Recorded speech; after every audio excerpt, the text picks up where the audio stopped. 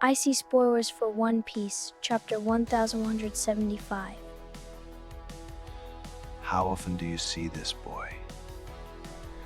I see it all the time.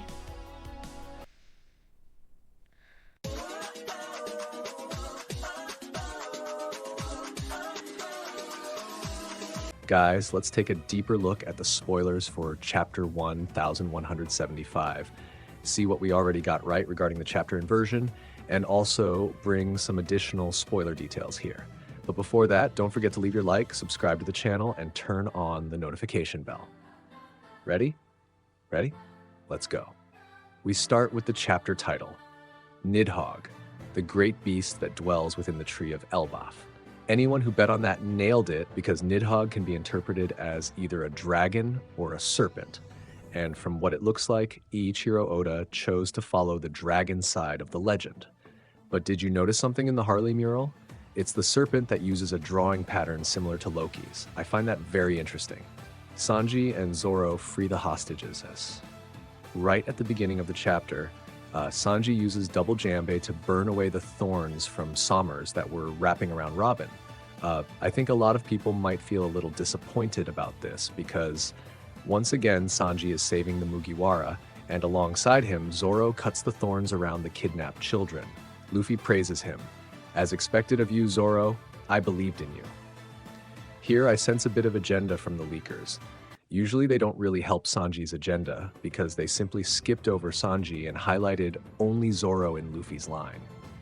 Take this information with caution, not regarding Zoro, who absolutely deserves the credit, but Sanji deserves equal spotlight here.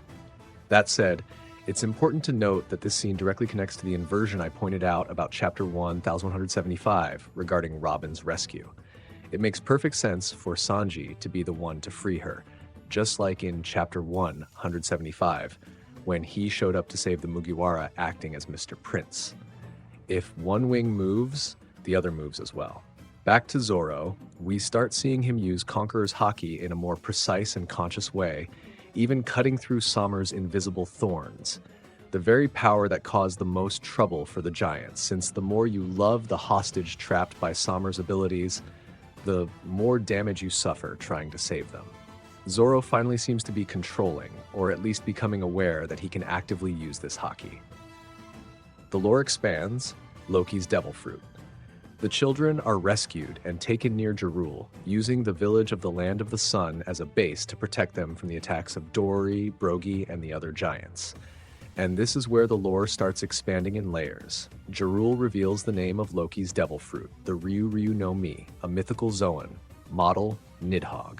Jarul explains that it doesn't matter who eats it, the user becomes the largest dragon in the world. However, the dragon size is proportional to the size of the one who consumes it. That's why its maximum potential can only be reached by an ancient giant. And indeed, ordinary giants like Hadrudin, Goldberg, or Gerd have to look up just to speak to Loki. He is far bigger than they are, so when he activates the fruit's full mode, he reaches an absolutely disproportionate size. To give you an idea, when Loki attacks the MMAs, the children's nightmare creatures created by Killingham, he becomes far larger than the creatures created by Killingham and amplified by Emu, which is visually evident in the chapter's pages. Ubaf, the god of war, and the battle of the past, blank day. And here comes even more lore. Jarul explains that in Elbaf, a certain god of war once possessed the Nidhogg Devil Fruit, and wielded a weapon called Ragnir, having faced the god of the sun in the past. Will this remain just a legend, or does Oda plan to show us a flashback? That's another flashback with insane potential. There's also a long-standing theory that Imu Sama is the first god of the sun. Yes, the first Nika. Many people remember chapter 115, when Luffy watches Dory and Brogy clash, and Dory says, "This is the judgment of the god of war, Ubaf." Many translations rendered it as the judgment of Elbaf's god of war, but the correct reading suggests that Ubaf himself is the god of war the giants believe in. In other words, that god of the sun who faced the god of war could have been Emu in the first world.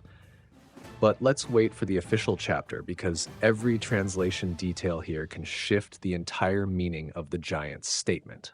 Jarul also mentions that the god of war was accompanied by his loyal confidant, the ice squirrel Ratatousk.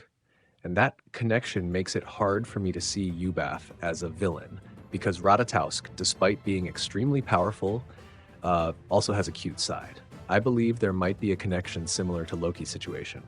Oda is expanding something he introduced back in chapter 115, and now bringing it back layered with all this new information.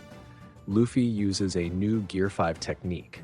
Luffy unveils a new technique in this chapter against Sommers, Gomu Gomu no Thor Rifler, a Gear 5 version of the move used back in Dressrosa. His giant fist strikes Sommers' entire body, brutally electrocuting him. Finally, Sommers takes a real hit, not the one he truly deserves yet, but it's a start. We then see Sanji, Zoro, and Luffy attacking Sommers' abilities in a coordinated and precise manner. Loki in action, and Imu's reaction. Loki defeats most of the MMA monsters with his lightning powers. It's going to be insane to see Killingham's face when confronted with Loki's abilities. And here's the additional spoiler detail. Loki, in his Nidhogg form, can unleash a lightning breath, just like Kaido unleashes fire breath, and can also manipulate lightning in general. Meanwhile, Ratatosker uses ice powers. That means Loki can combine lightning and ice at the same time. Once again, fear Loki. It's worth remembering that in chapter 175, Smoker said that the union of two people could shake the world, and he was referring to Robin and Crocodile. Automatically, Robin is Miss Sunday, tied to the very concept of the sun. So we have a parallel, Crocodile with Loki and Robin with Luffy. Smoker's words may repeat themselves here. The union of Loki and Luffy could shake the structure of the world, especially since Imusama is known as the world itself. At the end of the chapter, Imu in the Holy Land reacts upon seeing Loki and says, "I see Nidhogg. You have been in Elbaf all along." That's yet another point reinforcing the idea that Imusama is the first god of the sun. The fact that Imu knows the name Nidhogg makes it very clear that Imu was present in that ancient battle against Yubaf in the distant past. This is shaping up to be a sensational chapter. It feels like Oda always waits for February and March to drop the biggest bombs in One Piece. The Harley mural, around chapter 1138, happened around this same time last year. So that was the analysis of the spoilers for One Piece chapter 1175. Remember, later today we'll have the full summary, so stay tuned to the channel, and if anything drops earlier, I'll bring it here as well. As for the scans for reading, they should be released between Thursday and Friday. And just to remind you, it's already been confirmed that there will be no break after this chapter. If you enjoyed the video, don't forget to leave your like, subscribe to the channel, and turn on the notification bell so you don't miss anything. Thanks for watching, see you next time, and take care.